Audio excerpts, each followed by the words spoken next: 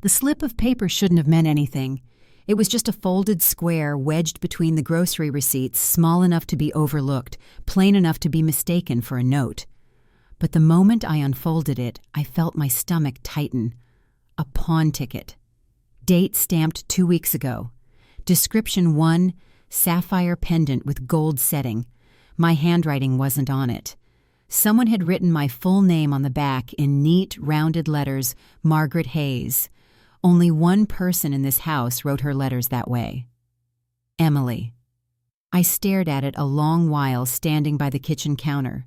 The refrigerator hummed behind me, the clock ticked softly, and from upstairs came the sound of her laughter, bright, careless, sweet enough to rot teeth.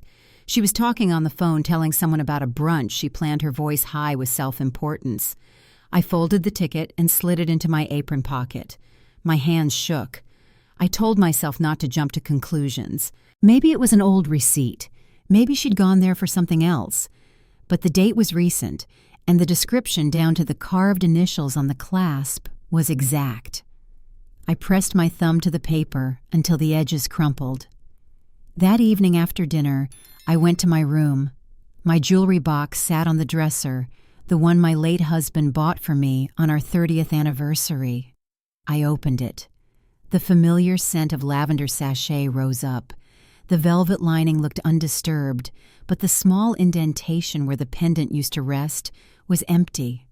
My breath caught. When I called down the hall to ask if anyone had seen it, Emily answered from the living room, the blue one. "Oh, I've never touched that old thing," she said, laughing. "Maybe you misplaced it. You've been reorganizing lately, right?" Her tone was sugar dipped in glass. My son David didn't look up from his laptop. "Mom, don't stress about it," he said. "You've got plenty of jewelry. It'll turn up." I wanted to believe him. I wanted to believe I was wrong, that I hadn't just been robbed under my own roof. I smiled tightly and said I must have been mistaken. They both seemed satisfied with that. Later, lying in bed, I turned the pawn ticket over and over.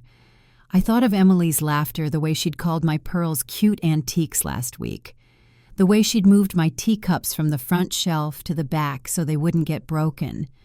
I'd let her because she was young, because she made David happy, because it was easier to nod and stay quiet. But this was different. The pendant wasn't just gold and stone, it was memory. My husband's hands had clasped it around my neck the night he retired, his eyes shining with pride. Losing it felt like losing him again. The next morning, I watched Emily bustle through the kitchen, her perfume filling the air. She looked perfect, hair pinned, nails polished. She flashed a smile at me, the kind that said she thought I was harmless. "Morning, Margaret. Coffee?" she asked brightly. I nodded, accepting the mug she handed me. The warmth felt false, like a performance. When she turned away, I studied her. The small pearl earrings she wore looked awfully familiar. She caught me looking and tilted her head. "Everything okay?" "Fine," I said. "Just thinking how lovely you look today." Her smile widened. "Why, thank you." That afternoon, I called the pawn shop. My voice sounded steadier than I felt. "I found a receipt," I said. "Could you tell me who brought in a sapphire pendant last week?" The man hesitated, then asked for the ticket number. Papers shuffled in the background. "Yes, ma'am. That item was sold by an Emily Harris." I thanked him and hung up slowly. Harris, her maiden name. She hadn't even bothered to hide it properly. I went to the window and watched the garden sway in the wind. The same garden I'd planted before David married her, when this house still felt like mine. Now every corner held her touch, the new furniture, the scented candles, the framed photos where I was a ghost at the edge. I thought about confronting her, about demanding the truth right there in the kitchen, but something stopped me. A picture of her face, calm and innocent, while my son defended her again. No, if she wanted to think I was slow, old, forgetful, I would let her. I would use it. That evening, Emily mentioned casually that she was going shopping downtown. I asked where. "Oh, just running errands," she said, slipping on her coat. The faint glint of my sapphire earrings, no hers. She'd said they were hers, caught the hallway light. She didn't notice me watching. After she left, I opened my jewelry box again and counted what remained. The pearls, the diamond brooch, my wedding ring, they were still there, for now.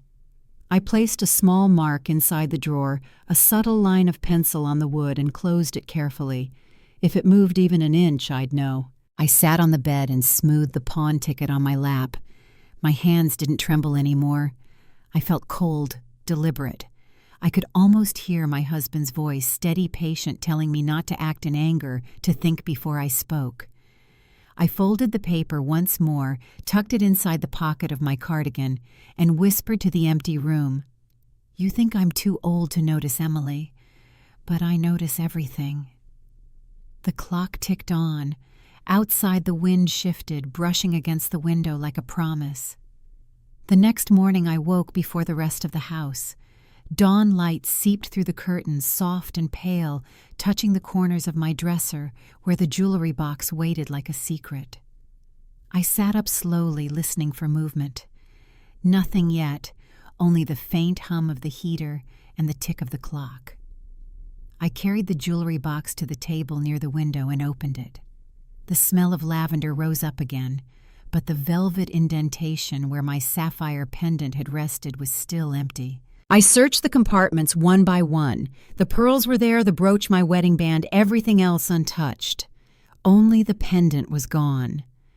I stared at the hollow space for a long time, as if the weight of my gaze could make it reappear.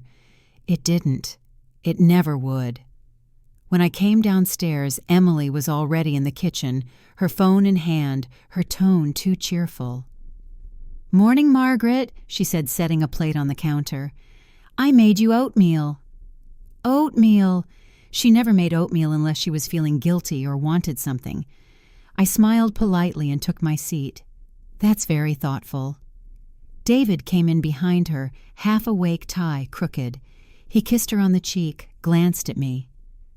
"You okay, Mom?" "You look pale." "I'm fine," I said. "Just didn't sleep much." Emily poured coffee, the kind she liked, flavored too sweet, and set a plain mug in front of me. "You really should get some rest," she said. "At your age, stress isn't good." There it was again, that gentle cruelty disguised as concern. I nodded, stirring the oatmeal slowly. "You're right. I'll keep that in mind." When they left for work, the house fell silent again. I washed the dishes one by one, the sound of water filling the sink, the soft clink of porcelain echoing through the room. I needed to be sure I wasn't losing my mind. I searched drawers, cabinets, even under the bed. Nothing. The pendant was gone. I found the pawn ticket again, flattened it carefully, and placed it inside a book on the shelf. A hiding place I doubted Emily would ever touch. The rest of the day, I moved through the house like a ghost. Every object felt slightly misplaced, every silence heavier than it should have been. When Emily returned that evening, she hummed as she took off her coat, dropped her purse on the table, and kissed David on the cheek. She didn't look at me. I waited until after dinner. "Emily," I said, "I can't seem to find my sapphire pendant." "You haven't seen it, have you?" Her head tilted, eyes wide with practiced innocence. "The blue one." "Oh, no, I've never touched that old thing. Maybe you misplaced it." David looked up from his phone. "Mom, don't worry about it. It'll show up. You misplace things sometimes." The words stung more than I expected. "Do I?" I asked quietly. Emily smiled. "It happens. Maybe you put it somewhere safe and forgot." I looked from one face to the other, my son's mild indifference, her soft smile hiding sharp edges. I wanted to scream that I wasn't stupid, that I remembered every detail, but I didn't. Instead, I took a breath, folded my napkin neatly, and said, "You're probably right." Her relief was visible, a small exhale, a smug little twitch at the corner of her mouth. She believed me. She believed I'd accepted the lie. When they went upstairs, I stayed at the table. I traced the rim of my teacup, watching the reflection of the light ripple across the liquid. The house was quiet again, the only sound the faint creak of the stairs. Later, I went to the living room and looked at the family photos on the wall. My husband's face smiled back from one frame, steady kind. "You wouldn't have let this happen," I whispered, "but you always said to stay calm. Think before you act." I thought about the insurance documents in the safe, the receipts for every piece of jewelry. I still had them. Proof. Before I went to bed, I opened the jewelry box again, lifted the small tray inside, and found the photograph tucked beneath the one of David as a boy grinning with a missing tooth. I traced the picture with my thumb. He was still that boy somewhere beneath the man who didn't see what was happening. I had to believe that. I replaced the photo, closed the box, and locked it. Then I slipped the key onto a chain and hung it around my neck. The next day, I'd go to the pawn shop. Not to cause a scene, not yet. Just to know. Because truth once found is something no one can hide again. I didn't tell anyone where I was going.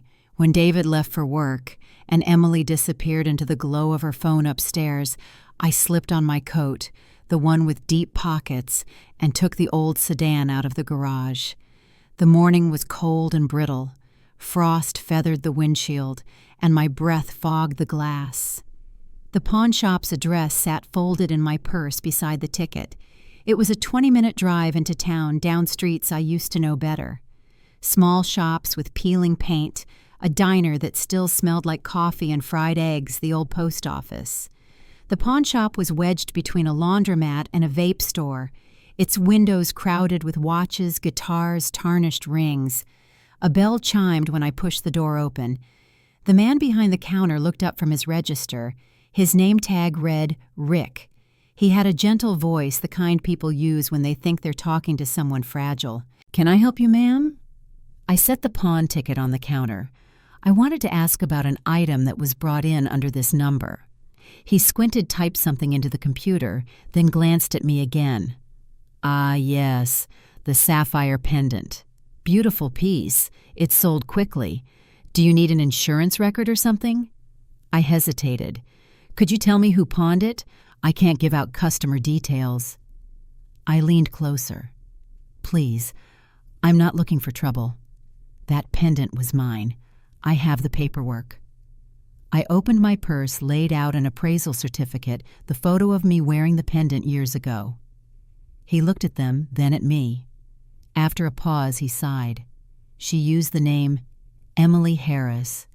Mid-30s, brown hair, light eyes, wedding ring. Said it was a family heirloom she didn't need anymore. The words hit harder than I expected.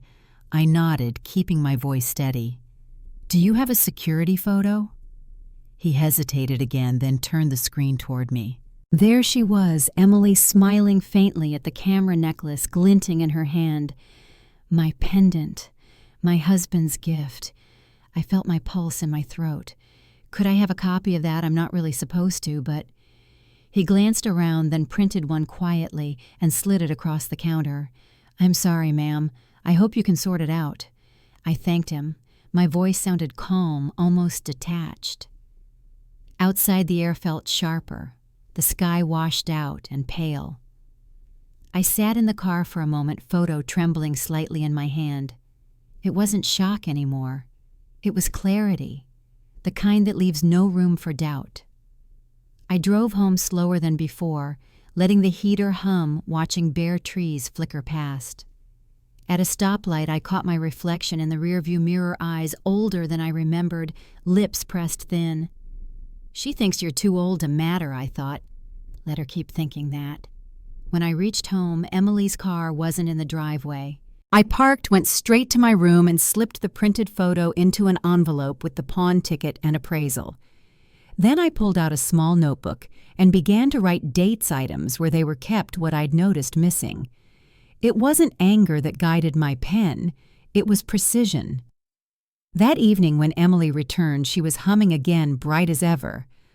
"Oh, Margaret," she said, setting down shopping bags, "I picked up a few things for the house. Hope you don't mind." "Not at all," I said. "You have such good taste." She smiled, oblivious. I noticed the faint shimmer at her wrist. My husband's old watch, the one I'd given David years ago, but which somehow had found its way into her jewelry drawer. She must have seen my eyes flicker toward it because she covered it with her sleeve and laughed. "This old thing, I just found it in a drawer." "Things do have a way of getting lost in this house," I said softly. Her laugh faltered for a heartbeat, then returned. Later that night I called Ruth. We hadn't spoken much since her husband passed, but she still worked part-time appraising estate pieces. When she heard my voice, she said, "Maggie, it's been ages." I told her I needed to ask her opinion on something that I'd stop by tomorrow. She didn't press for details, only said, "Bring the box. We'll take a look." When I hung up, the house was quiet again. I could hear Emily laughing faintly from upstairs, a television flickering in the background. I went to the dresser, opened the jewelry box one last time that night, and let my fingers trace the empty velvet groove. "You sold it for cash," I whispered, "and you thought that was the end of it." But I wasn't done. I wasn't finished being underestimated. I slid the drawer shut, turned off the light, and stood in the dark for a moment, listening to the hum of the house that no longer felt like mine. Then I smiled, not kindly this time, but the way someone smiles when they've finally seen through a game. Tomorrow would be the beginning of my proof. Sunday came early, gray and damp, the kind of morning that makes every sound seem closer. The smell of rain clung to the curtains. I woke before the others again, brewed coffee, and set the table for breakfast, as if nothing in the world were wrong. The photo and pawn ticket were locked away in the small box beneath my bed. I wanted to keep my hands busy. Silence always makes guilt louder. By the time David and Emily appeared, sunlight had started to fight its way through the clouds. Emily wore a pale silk blouse and those imitation pearls she'd been showing off all week. They shimmered too white, too perfect, the way fakes always do. She smiled at me over her coffee. "You're quiet this morning, Margaret. Something on your mind?" "Nothing worth mentioning," I said. I folded my napkin and met her eyes. "Though those pearls suit you. They look almost real." Her smile twitched for a second. Almost David laughed lightly, missing the edge in my tone. "You too, and your jewelry talk." I just nodded and took another sip of coffee. Across the table, I caught the faintest flicker in Emily's gaze, the quick glance toward my dresser upstairs, where she thought her secret was still safe. That afternoon, Ruth stopped by unannounced. She hadn't changed much, neat gray curls, bright eyes that missed nothing. "I was in the neighborhood," she said. "Thought I'd visit." Emily greeted her politely enough, but looked uneasy. "We were just finishing lunch." Ruth's gaze drifted to Emily's pearls. "Lovely necklace," she said. "Mind if I take a closer look? I used to appraise jewelry, you know." Emily hesitated, hand going to her throat. "Oh, they're just costume pieces." Ruth smiled, that quiet, professional smile that doesn't believe a word it hears. "Even costume jewelry tells a story." I nearly laughed into my cup. Instead, I said, "Why don't you two sit down? I'll bring dessert." When I returned with the plates, Ruth was still studying the pearls. Emily's shoulders were tense, her eyes darting toward me. "They're lovely," Ruth said at last, "but they're not real." "I told you they're costume," Emily snapped too quickly. "Of course," Ruth said smoothly. "It's just that the clasp design is identical to one your mother-in-law owned years ago. I remember selling it myself." The silence that followed was long enough for the ticking clock to sound like a hammer. David frowned. "Mom." I smiled gently. "I had a set like that once, yes. Funny how things come around." Emily rose from her seat. "I need to make a call." She left the room without another word. Ruth waited until she was gone before leaning toward me. "She's lying, Maggie. Those are cheap replicas. If she replaced them, there's a reason. I know, I said quietly, and I already have proof of one theft. Ruth's eyes softened. You can't handle this alone. Let me help. I don't want confrontation, I said. Not yet. I want her to think I'm still in the dark. She nodded slowly. Then we'll keep it that way for now. After Ruth left, the house settled into uneasy silence. David had gone to the garage, Emily to her endless phone calls. I sat by the window with my tea, the rain tapping lightly against the glass. I thought about how many years I'd spent trying to keep peace in this house, biting my tongue, smoothing over David's worries, pretending Emily's small cruelties didn't sting. I used to think age made you invisible. Maybe it did. But invisibility had its uses. That evening, Emily appeared in the doorway of the living room. You didn't tell your friend anything, did you? She asked. Her voice was sweet, but her eyes weren't. About what I asked. She smiled thinly. Never mind. She turned to leave, then paused. You should get some rest, Margaret. You've seemed forgetful lately. I looked up at her, let the silence stretch. You're probably right, I said softly. Sometimes I forget exactly where I put things.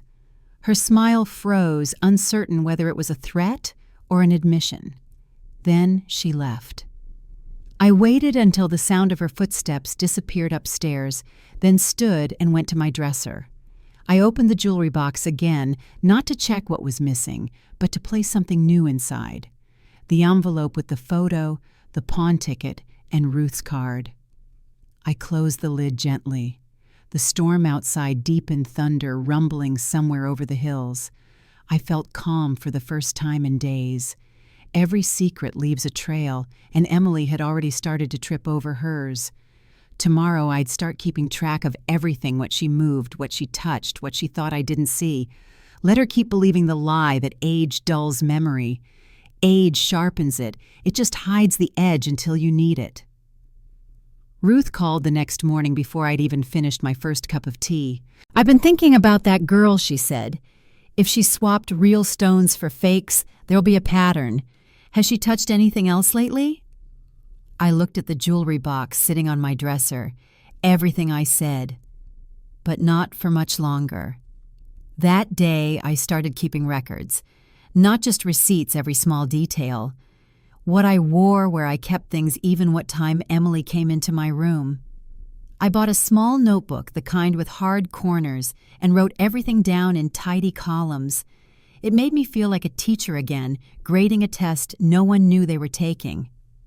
By the third day, patterns began to form. Emily always came into my room when I was out in the garden or taking a nap. Always alone, never when David was home. Once I came upstairs early and heard the faint click of a drawer closing. When I opened the door, she was standing near my dresser, pretending to straighten the curtains. Oh, she said brightly, I was just checking the window. It's drafty in here. I smiled. That's thoughtful of you. She smiled back, but her eyes darted toward the box. That evening I met Ruth for coffee at the small cafe near her shop. She had already set her reading glasses on the table, ready to look over my notes. You were always the observant one, she said after reading a page. If she's bold enough to pawn your jewelry, she'll do it again. But we'll catch her. I don't want to fight, I said. I just want the truth to speak for itself. Ruth leaned back. Then we need more than notes. You have insurance documents, I do, and appraisals. All in my name. Good. Make copies. Keep them somewhere she can't reach. That afternoon, I visited the bank and opened a safety deposit box under my maiden name, Margaret Blake. Inside went the envelope with the pawn ticket, the photo, and my insurance papers. When the clerk handed me the receipt, I felt something inside me settle. Proof had weight, and now it was locked away where no one could touch it. When I got home, Emily was in the kitchen humming as always. Busy day, she asked. Just errands. She smiled, but her eyes flicked toward the purse I carried. She was beginning to wonder what I knew. That night I could hear her and David arguing upstairs, muffled voices through the ceiling. her tone sharp, his tired. I didn't catch the words, but I could guess. Money. It always came down to that. The next morning, she came to me with a bright smile. "Margaret, would you mind if I helped organize your jewelry? I read that proper storage keeps it from tarnishing." I almost laughed. "That's very kind, dear, but I think I'll keep things as they are. I know where everything belongs." She hesitated, then nodded. "Of course. I just want to help." After she left, I checked the box again. Everything was in place. I took photographs of each piece one by one, the pearls, the brooch, even my wedding ring, and labeled the images with dates. Each file went into a folder on a flash drive tucked into my handbag. By evening, the sense of control had returned. I wasn't just reacting anymore. I was building something. At dinner, David mentioned that Emily had been worried about me lately. She says you've been writing things down, lists, dates. Are you feeling okay? I met his eyes. Perfectly fine. Writing helps me remember. Emily's fork paused midair, then she smiled too quickly. We all forget things sometimes. True, I said. But some things I like to remember exactly. Silence thickened between us. David didn't notice. He started talking about work, but I could feel Emily's attention like a hand pressed to my shoulder. When they went upstairs later, I stayed behind. I collected my notes, placed them in a folder, and locked them in my desk. Then I stood by the window, listening to the faint echo of their voices upstairs. The night air smelled like rain again. I thought about my husband's watch, about the sapphire pendant, about all the little ways Emily had tried to erase me one possession at a time. "Not yet," I whispered. "You'll reveal yourself soon enough." Before bed, I called Ruth once more. "I have everything ready," I told her. "Dates, photos, appraisals, proof." "Good," Ruth said. "When the time comes, we'll use it. Just promise me you won't lose your temper before then." "I won't," I said. "I'm past anger. I'm collecting truth." When I hung up, I sat on the edge of my bed and looked around the dim room, the framed photos, the quiet furniture, the reflection of my face in the mirror. I didn't look defeated. I looked awake. It began subtly. The smallest things at first, a hairbrush gone from the bathroom, the salt shaker moved to the wrong shelf, the television remote missing for a day, and then reappearing under the couch. I told myself it was a coincidence, until I noticed that each incident happened when I was out of the room and always ended with Emily's gentle, pitying smile. "Maybe you should write things down," she said one morning when I asked about the missing remote. "It's easy to forget little details when you've got so much on your mind." "I do write things down," I said. Her eyes flicked to the notebook on the table and back again. "Of course you do." That was the start of it, the soft, deliberate erosion of trust in my own memory. She began moving things more often. A pair of reading glasses vanished for 2 days. My favorite teacup cracked mysteriously, as though dropped and glued back together. One afternoon I came into the kitchen to find the oven on high heat, my roast half burned. "Margaret, I told you I'd handle dinner," she said, flapping her hand dramatically as she turned off the oven. "You must have forgotten." "I didn't touch it," I said quietly. She laughed lightly, almost affectionately. "Oh, don't be upset. It's just a mix-up." David came home minutes later. When she told him about the incident, his brow furrowed with concern for her. "Mom, you really need to slow down," he said. "You're trying to do too much." I stood there smiling so tightly it hurt my cheeks. "You're right," I said. "Maybe I am." That night, I moved the jewelry box into my closet and placed a folded hand towel beneath it. If Emily so much as touched it, the towel would shift. In the morning, it had moved half an inch. I didn't confront her.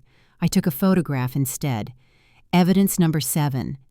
The pattern was clear. Now she wanted to make me question myself to prepare the ground for the day she would claim I'd imagined everything. What she didn't realize was that every act of deceit only sharpened my memory further. I started marking drawers with tiny pencil dots barely visible. When she moved things, I could see where her fingers had been. I recorded the times she entered my room when I was in the garden. Her schedule became predictable, 11 in the morning, just after David left, just before her yoga class. Ruth called that week, her voice crisp. "You still sure you want to play the long game?" "Yes," I said. "She's too confident right now. I want her to think I'm falling apart." "You always did have patience," Ruth said softly. "Just remember, truth takes its time, but it doesn't forget." I smiled. Neither do I. 2 days later, Emily accidentally rearranged the medicine cabinet. My blood pressure pills were missing.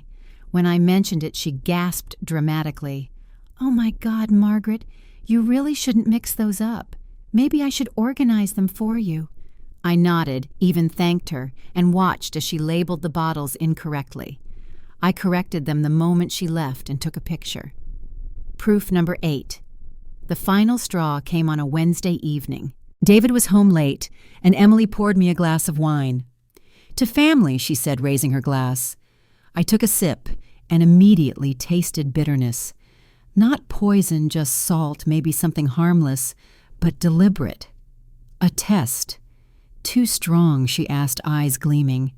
I set the glass down. "Just different." She smiled.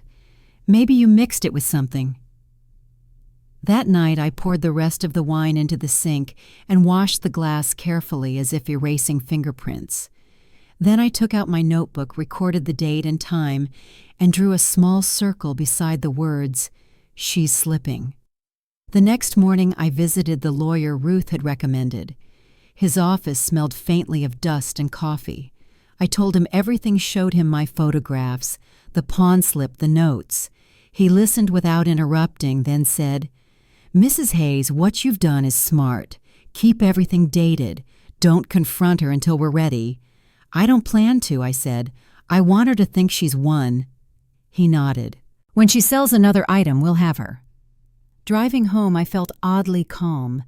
Emily was still playing her little games, but the rules had changed. Every lie she told was another line in my file, another step closer to the truth. That evening, she came into my room unannounced. "I was worried," she said sweetly. "You were gone so long today." "I had errands," I said. "Insurance paperwork." Her smile flickered. "Insurance, just updating records," I said. "You never know when something might go missing." She looked at me, then really looked, and for the first time I saw a shadow of uncertainty in her eyes. I smiled back, gentle and calm, the way she'd always smiled at me. "Have a lovely night, dear," I said. When she left, I closed the door and locked it. I took out my notebook, turned to a fresh page, and wrote at the top, "Phase 2, let her think she's winning." Then I underlined it twice. I woke one morning to the smell of coffee already brewing and the faint sound of humming downstairs. Emily's humming. It was her little melody of triumph, something she did when she thought the world was in perfect order. I dressed slowly, the way old women are expected to, and took my time walking down the stairs. The air felt heavier than usual, like the house itself knew a secret. She greeted me with a bright smile. "Morning, Margaret. I made you decaf." Decaf. Always the small humiliations. I thanked her and sat at the table. When she turned away, I studied her, the perfect posture, the casual elegance, the smug confidence that came from thinking she'd outsmarted me. After breakfast, I began dusting the living room shelves, moving slow enough to seem harmless. When I reached for the wastebasket near the couch, I saw a crumpled paper tucked inside. Something about the faint blue ink caught my eye. I smoothed it out. A pawnshop receipt. New date. New item. Description: diamond brooch, 14K setting. My brooch.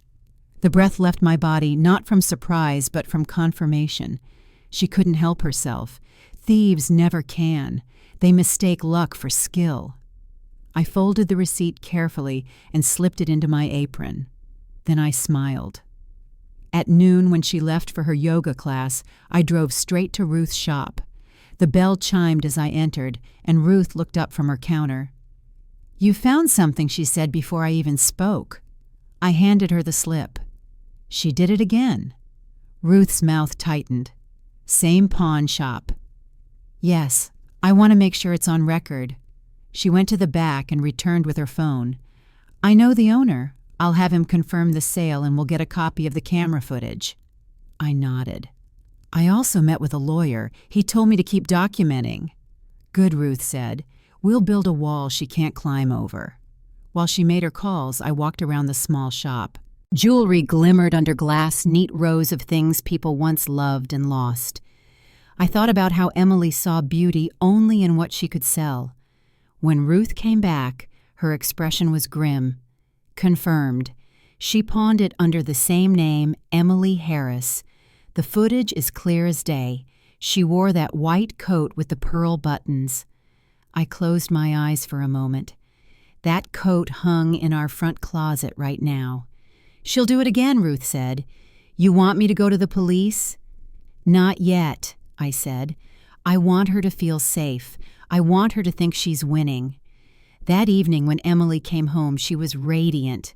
You wouldn't believe the day I had, she said, pouring herself a glass of wine. I stopped by the jewelry store, saw a beautiful ring, but I told myself I should wait. I smiled over my teacup. You've always had good taste. She grinned, thinking it was a compliment. David walked in moments later, loosening his tie. Hey, what's for dinner? Leftovers, she said. Margaret offered to heat them.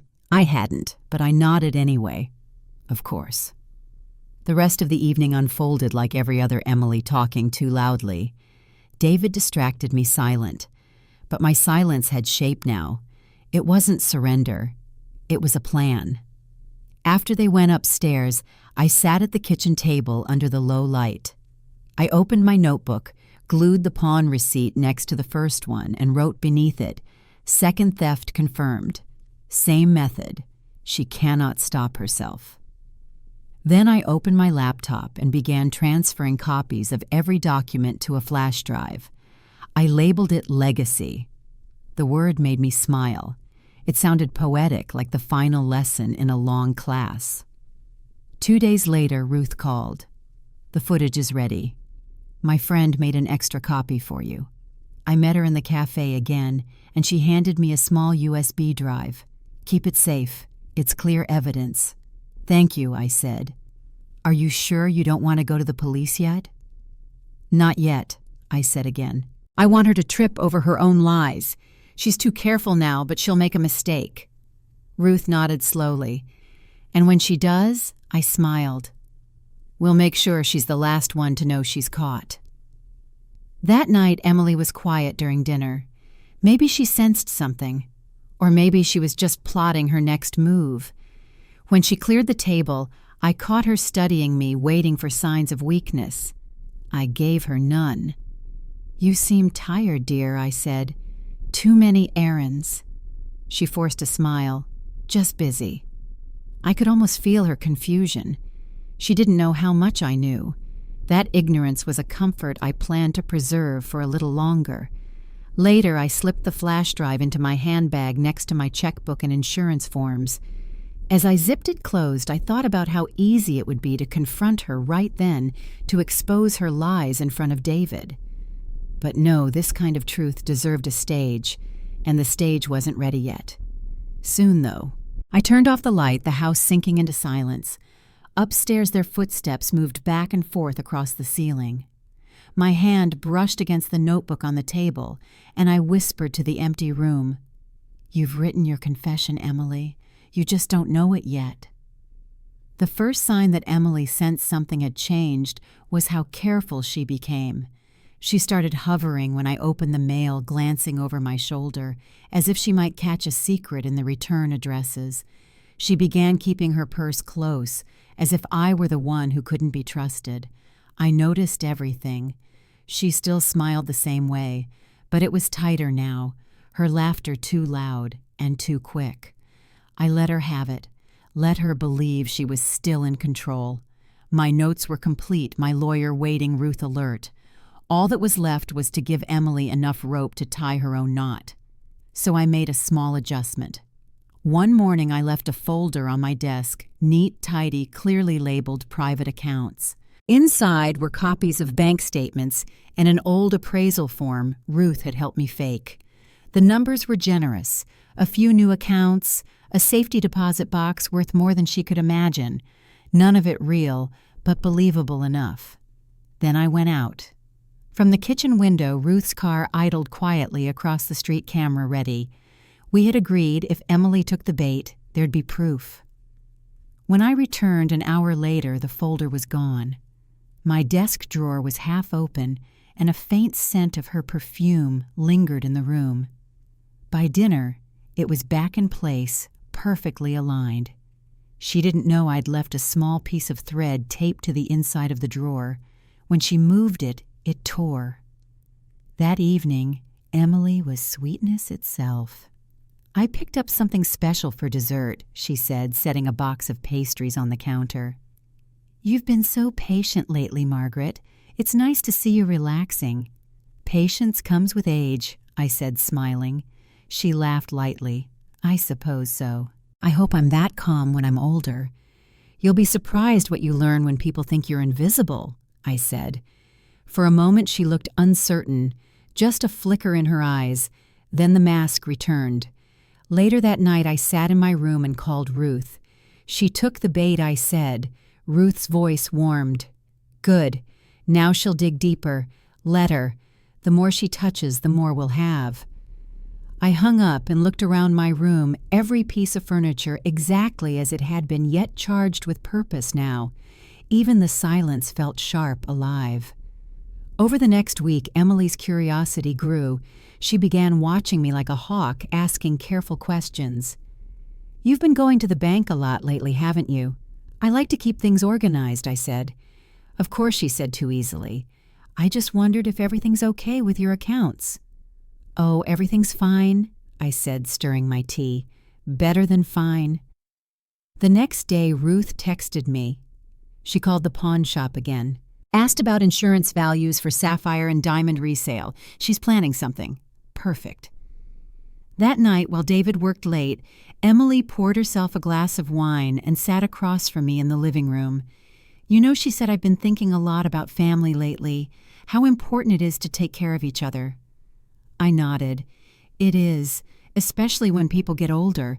It must be scary wondering what happens to everything you've built." "Not really," I said. "I've made sure everything is protected." Her smile froze. She tried to hide it by sipping her wine, but her hand trembled slightly. The storm outside began to rise, then thunder muttering in the distance. She glanced toward the window, then back at me. "You always were careful," she said softly. "Yes," I said. "Careful is another word for prepared." When she went upstairs, I stayed by the window watching lightning flash against the glass. The air felt charged, almost electric. I thought about my husband again, about how he'd taught me patience. "Always let the storm come to you, Margaret. Don't chase it. Just stand where it has to pass." The next morning the proof arrived. Ruth texted. "She's pawned another piece. Small diamond pin. Same shop. She asked for advance payment." I closed my phone slowly. That evening Emily was restless. She moved around the house with too much energy, pretending to clean, pretending not to look at me. When David asked what was wrong, she said, "Nothing, just tired." But I saw the tension in her jaw, the way her fingers drummed on the table. She was waiting for me to slip, to leave another folder open, another clue to follow. She didn't know the next clue would lead her straight to her own undoing. Before bed, I added the new pawn slip Ruth had sent to my growing collection. 12 documents now, each one a quiet confession written in Emily's hand. The storm outside broke fully that night, rain slamming against the windows, wind clawing at the trees. I stood by the window, holding my notebook against the glass as lightning illuminated the room. For the first time in months, I felt something close to peace. "You're almost there," I whispered to the storm, to her, to myself. "Keep digging, Emily. You're doing half my work for me." It was Saturday morning when Ruth called. Her voice carried the kind of quiet urgency that makes you sit up straighter, even before you understand why. "She's done it again," Ruth said. "Pawned another piece, this time under your son's name." I felt my pulse quicken. "David's name?" "Yes, the ring from your anniversary set. She told the shop she was authorized to sell it on your behalf." My hand tightened around the phone. They believed her. "She showed them your insurance appraisal, one of the ones you faked for the trap." A strange calm settled over me. "Then she's given us everything we need." By the time I hung up, I knew exactly what to do. I called my attorney, Mr. Fisher, and arranged a meeting that afternoon. When I walked into his office, he looked over my expanding file, the receipts, the photographs, the surveillance stills Ruth had gathered. He nodded slowly, impressed. "You've built a meticulous case, Mrs. Hayes. With your consent, I'll file a report to flag any further sales under your name. And," he smiled faintly, "we can prepare something a little more dramatic if you'd prefer a personal resolution." I almost laughed. "Oh, Mr. Fisher, I think a little drama might be overdue." He helped me notarize every document, each signature crisp against the paper. Then he handed me a sealed envelope. "Proof of ownership. Deliver it however you see fit." On my drive home, the sky was pale and still. I stopped at the florist and bought a small bouquet of lilies, the kind my husband used to bring me on Sundays. They seemed fitting, something pure to balance the ugliness that was about to surface. That night, I set the table for brunch. Emily came down in a soft cream dress, pearls gleaming. She looked at the table, surprised. "Hosting company?" "Yes," I said. "A few friends. It's been too quiet lately." David kissed her cheek. "That's nice, Mom." By 10 o'clock, Ruth arrived first, followed by Mr. Fisher. I introduced him simply as an old family friend. Emily's smile faltered for half a second when she shook his hand. We all sat down. I poured tea, calm and deliberate. My hands didn't shake. "Emily," I said gently, "I wanted to thank you for taking such good care of the house. You've made it so efficient." Her expression softened with self-satisfaction. "I just like to help Margaret. You shouldn't worry about things at your age." "I don't worry anymore," I said. "I document." She blinked. "I'm sorry." Mr. Fisher cleared his throat and slid an envelope onto the table. "Mrs. Hayes asked me to bring some records for review." Emily's eyes flicked between us. "What kind of records appraisals?" I said. "You'll recognize the handwriting." Her hands trembled slightly as she reached for the envelope. She pulled out the first page, her pawn signatures, each one bearing her maiden name, Emily Harris. Then the photographs followed still frames from the security footage, her face caught mid-smile pendant, glinting under the pawn shop lights. David leaned forward, his brow furrowing. "What is this?" Ruth set her teacup down gently. "Evidence," she said. "Your mother has been very patient." Emily's face drained of color. "This is insane," she said, her voice rising. "She's setting me up. She's confused. She's been forgetful." I asked softly, "Is that the word you want?" "Dear?"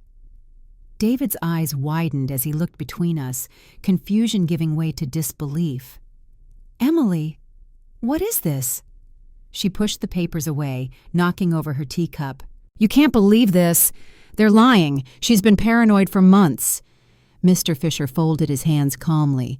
"Each pawn transaction is verified by signature and ID. There's no mistake." I didn't raise my voice.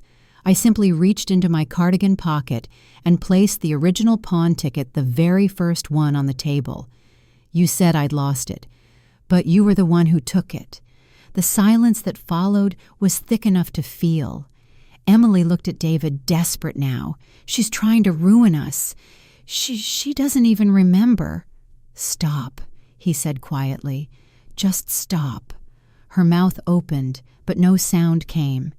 The air seemed to shift. For the first time, she realized the performance was over. Ruth reached across the table, touching my hand. "You've done enough, Maggie. Let the rest unfold." Emily rose suddenly, her chair scraping the floor. "You can't prove—" "But I cut her off. I already have." She froze. "Every signature, every lie, every word you said to make me doubt myself, it's all there. You thought I was too old to see you, but I've been watching the whole time." Her face twisted, the mask cracking completely. Then she turned and left the room without a word. David sat in stunned silence. I could hear the faint sound of a door closing upstairs, the echo of footsteps. Finally, he looked at me. "Mom," he said quietly. "How long?" "Long enough," I said. The lilies on the table caught a ray of sunlight, their petals glowing white. Ruth poured another cup of tea, steady and silent. "I don't know what happens next," David said, staring down at the papers. "I do," I said. "Truth always happens next." Outside, the wind picked up again, shaking the windows. The storm that had been building for months had finally broken. The next morning, the house felt hollow. A storm had passed through the night wind, howling shutters, clattering, and the world outside was washed clean, though inside everything still smelled faintly of spilled tea and lilies. Emily hadn't come downstairs since the confrontation. I heard her pacing above me, sharp heels on wood. David had spent most of the night in his study door, closed phone silent. By mid-morning, the house had that tense stillness before a final blow. I moved through the kitchen with deliberate calm, polishing the silver teapot, setting out fresh linens, arranging the same lilies at the center of the table. Everything looked ordinary, which made it perfect. At 11, the doorbell rang. Ruth stepped inside first, followed by Mr. Fisher carrying a slim folder. David came from the hall, eyes tired. Emily trailed behind him, her face pale but carefully composed. "Margaret," she said lightly, "I didn't realize we were hosting guests again." "You didn't," I said. "You were so quiet last time I thought you'd prefer another chance to speak." Ruth's eyes met mine briefly. She knew what was coming. I gestured for everyone to sit. I wanted to clear the air. "It's been heavy, hasn't it?" Emily gave a practiced laugh. "There's nothing to clear. I think we've all said too much already." "I haven't said nearly enough," I replied.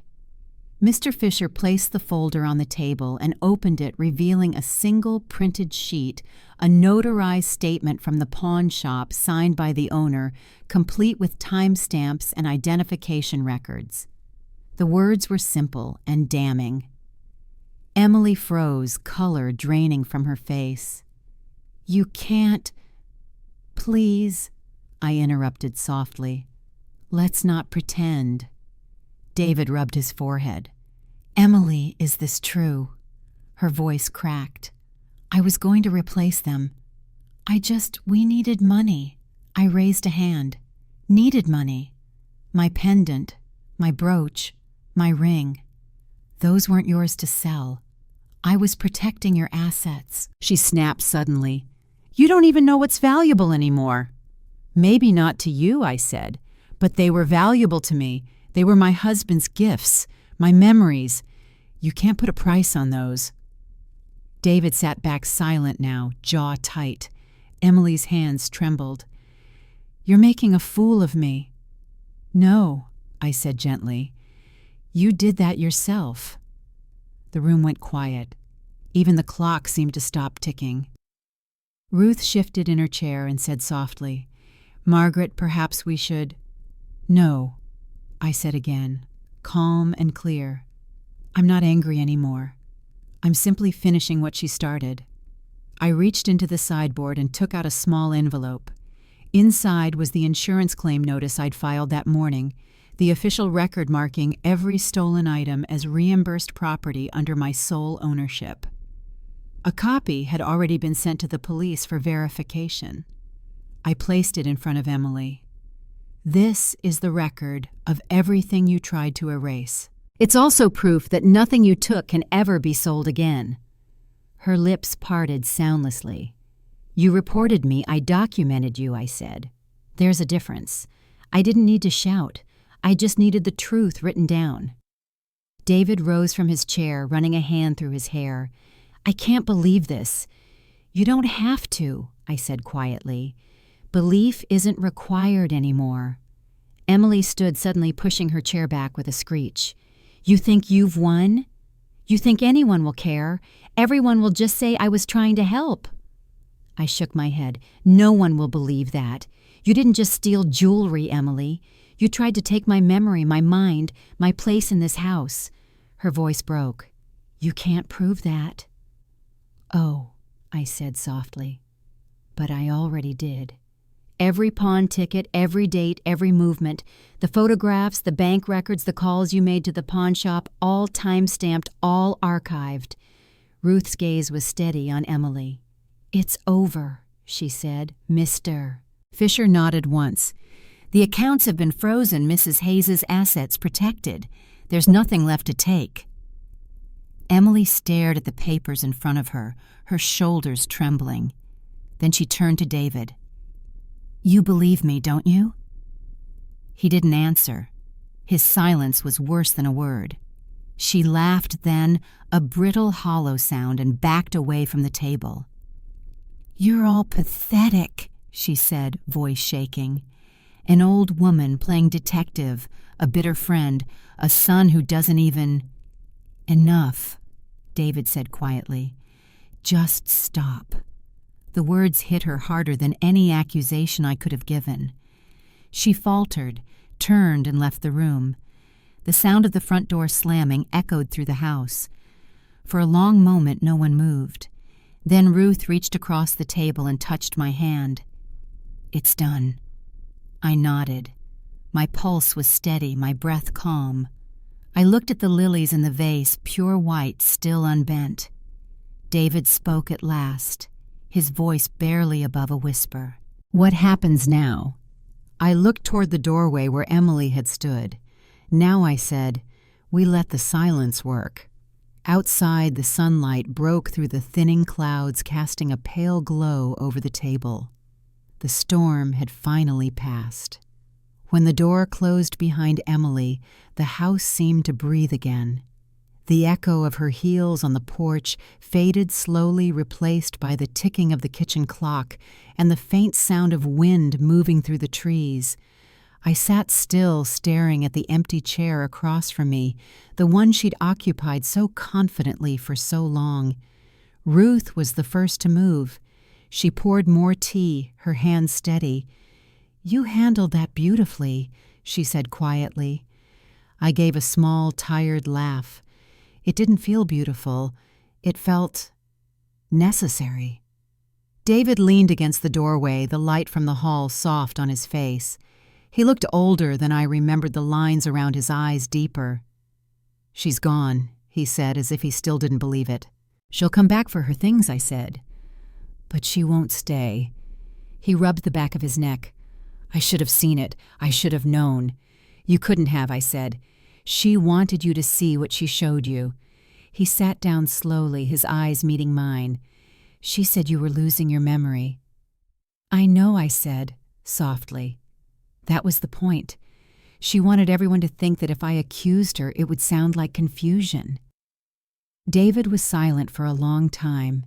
Then he said, "You're not confused." "No," I said. "I never was." Ruth stood and began clearing the dishes. "You both need rest. I'll take care of this." I nodded, grateful, and rose to fetch the vase of lilies. Their scent filled the air, clean, soft, something like peace. Later, after Ruth left, David and I sat together in the living room. The night pressed gently against the windows. "What happens now?" he asked again. "I don't know," I said. "The lawyer will handle the paperwork. The accounts are frozen. She can't take anything else." He looked down. "Do you want me to talk to her? No. Let her talk to the police or to herself. You've done enough." He nodded slowly, then reached for my hand. For the first time in years, he didn't seem like my son trying to protect me. He seemed like a man who finally saw the truth for what it was. "I'm sorry," he said. "For what? For not believing you sooner, for thinking you were fragile." I smiled. Fragility's a useful disguise. We sat in silence a while longer. The quiet wasn't heavy now. It was whole honest. I could feel something settling in the house, an order returning like dust after a storm. When he went upstairs, I stayed in the living room. I took the folder from the sideboard and opened it one last time, looking through the documents, pawn slips, signatures, photographs. Proof. So much proof. Yet staring at them, I didn't feel triumph, just an odd, hollow calm. I placed the papers back inside and closed the folder. There was no satisfaction in justice, only stillness. The next morning, the house was bright with sun. Emily's car was gone. Her closet stood open, half empty. She had taken clothes jewelry that wasn't mine, a few framed photos of herself and David. On the nightstand, she'd left her wedding ring in a small porcelain dish. I stared at it for a long time. David appeared behind me. "She left it," he said quietly. "She'll want you to remember it that way," I said. "Clean, deliberate, but it's just another performance." He nodded. "I'll be moving out for a while. Give her space. Give you space, too." "I understand," I said. "You need to find your own peace in all this." When he hugged me, it was awkward at first, then real. "I'll call you tomorrow," he said. After he left, I walked through the house alone. Every room felt lighter, as if walls could exhale. I gathered the remaining pawn slips, the old photographs, the notebook full of my observations, and placed them in the fireplace. For a moment I hesitated. Months of careful work burned in seconds. But I didn't need them anymore. I struck the match and watched the flames take the pages, curling them into black ash. The scent of lavender from the jewelry box mixed with the smoke, sweet and sharp. When it was done, I opened the windows. The cold air swept through the room, clearing the last traces of fire. That evening, Ruth called to check on me. "How are you holding up, lighter?" I said. "Tired but lighter." "Good. You've done what most people couldn't." "It doesn't feel like victory," I admitted. "It feels like silence." "Silence is a kind of victory," she said. After the call, I sat by the window and watched the sky fade to gray. The garden below looked peaceful again. I thought about all the quiet lies that had lived inside this house, how easily they'd grown in the dark. I promised myself I wouldn't let them take root again. I didn't feel old that night. I felt finished with something like a long lesson taught and learned like a story that had finally told itself to the end. I turned off the lamp, the lilies glowing faintly in the dark, and whispered, "Rest now." The house felt too quiet. Not the uneasy kind of silence that had haunted me before, but the vast sort that settles when a chapter has ended and something unnamed is waiting beyond the door. A week passed. David called every evening, his voice uncertain, cautious. I could hear the weight of his guilt between the pauses. He said Emily was staying with a friend, that there were lawyers and questions and a list of assets being sorted. I didn't ask for details. I didn't need them. I spent my mornings sorting drawers, boxing clothes for donation, stacking old photographs into neat piles. The jewelry box sat closed on the dresser lighter, now emptied, appraised, restored. But I no longer opened it. The pieces it held didn't matter anymore. Proof had done its work. The rest was memory, and memory wasn't something I could lock away. On Thursday, I met Ruth for lunch at the cafe, where all of this had begun. She wore her usual pale scarf, her hair pinned with the same silver clip she'd worn for years. "You're leaving," she said before I could speak. I smiled. "You always did see things before I said them." She sipped her coffee. "We're the coast. There's a small cottage for rent near Bar Harbor. quiet with a garden. I put in an offer on it yesterday." She nodded slowly, eyes softening.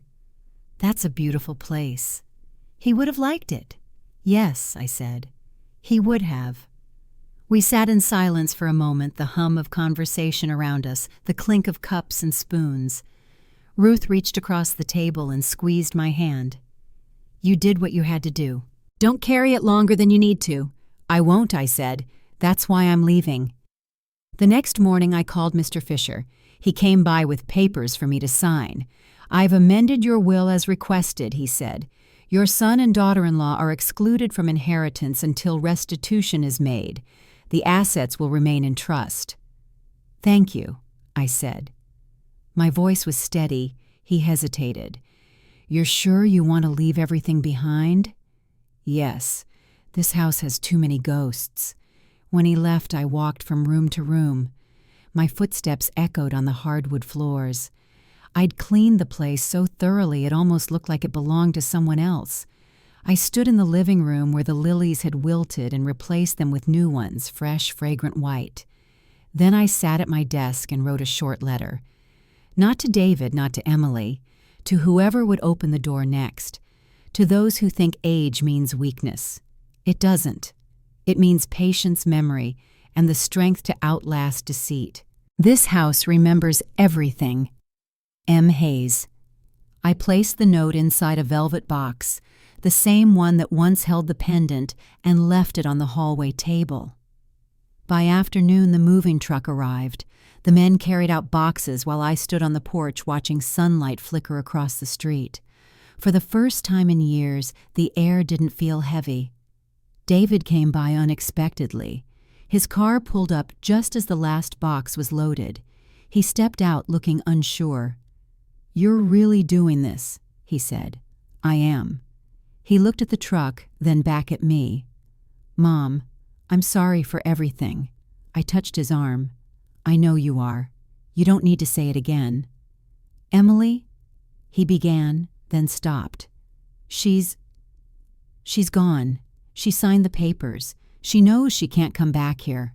"Good," I said simply. "Let her find her own truth somewhere else." He nodded. "Will you be okay?" "I already am." He tried to smile, but couldn't. "You'll call me when you get there. Every Sunday, I promised." We stood in silence for a moment before he hugged me. I felt him breathe out as if letting go of something heavy. Then he stepped back, and I climbed into the car behind the movers. As we drove away, the house grew smaller in the mirror until it disappeared behind the curve of the road. I didn't look back again. Hours later, when the sea finally appeared gray-blue and endless, I rolled down the window. Salt air rushed in cold and clean. Somewhere out there the horizon shimmered like a thin line of promise. That night in my new cottage, I unpacked only what I needed: a few clothes, my notebook, one framed photograph of my husband, and the empty jewelry box. I placed it on the shelf by the window. I sat down with a cup of tea and listened to the ocean. Every sound, the crash of waves, the wind in the grass, felt like a language I'd almost forgotten, but still understood. I wasn't angry anymore. Not sad, not even triumphant. Just free. Spring came to the coast quietly. The wind softened the ocean, lost its winter bite, and wildflowers began to bloom along the edges of the cliffs. My cottage sat at the end of a small lane wrapped in mist most mornings. The sea was always there, sometimes loud, sometimes barely whispering, but always present, steady in a way that people rarely are. I fell into a rhythm. Early walks, breakfast by the window afternoons, tending to the small garden the previous tenant had left behind. I planted rosemary hydrangeas and a single white rosebush. They grew well in the salt air. Days blurred peacefully until one afternoon when the mail arrived in a thick white envelope stamped with the insignia of my insurance company. Inside was a letter and a small velvet pouch. Dear Mrs. Hayes, following investigation and recovery of stolen property, we are pleased to return your item of identification, one sapphire pendant gold setting appraised at... I stopped reading. My hands trembled slightly as I opened the pouch. The pendant lay in my palm, glinting in the soft light like a drop of the sea itself. It looked exactly as it had before. No scratches, no signs of its journey through greed, and hands that didn't understand its worth. I sat down at the table, holding it against the light. For a long time I couldn't speak. The ocean roared faintly beyond the windows, and I thought about how full circles sometimes arrive quietly like this, without fanfare, without witnesses. When Ruth visited that weekend, she found me in the garden wearing the pendant. So she said, smiling, it found its way home. I touched it lightly. I suppose everything does eventually. She sat beside me on the bench. Do you ever think about her? Sometimes, I said. But not with anger. More like curiosity. What it must feel like to live thinking you can take pieces of people and make them yours. Ruth nodded. Some people never learn what things mean until they lose them. We sat quietly for a while. The sunlight fell across the garden, glinting on the leaves. Ruth looked out toward the horizon. You're happy here, she said. I'm peaceful, I corrected. Happiness is fleeting. Peace stays. That night after Ruth left, I stood by the window watching the sea turn silver under the moon. I took the pendant off, set it on the table, and looked at it for a long time. It wasn't just a jewel anymore. It was everything I'd survived. Betrayal, silence, disbelief, and finally truth. I thought about my husband, about how he'd clasped it around my neck so many years ago. A reminder he'd said of everything we've built and everything we'll protect. I smiled. I kept it safe, I whispered, even when it was gone. The tide was high that night. The waves surged close enough that their spray brushed the rocks below my window. I imagined each crash as an erasure of the past, each retreat a promise of return. Before bed, I wrote one final note in my notebook, the same one that had once been filled with proof and secrets and dates. Closure isn't found in punishment. It's found in peace. Truth doesn't shout. It simply waits until it's seen. I closed the notebook and placed it beside the pendant. In the morning, sunlight filled the cottage. The sea shimmered gold. I made tea, stepped out onto the porch, and breathed in the salt air. For the first time in a long time, the future didn't frighten me. Somewhere, maybe far away, Emily would wake up to another day of explaining herself to lawyers, to strangers, maybe even to her own reflection. That wasn't my story anymore. My story ended here, where the air smelled like lavender and salt and new beginnings. I lifted the pendant once more and let it catch the light. The sapphire burned bright blue as truth, and for a moment it seemed to hold the entire ocean inside it. Then I smiled quietly, privately, and whispered, "It's funny, the things we lose to remember who we are." The wind carried the words away, soft as forgiveness.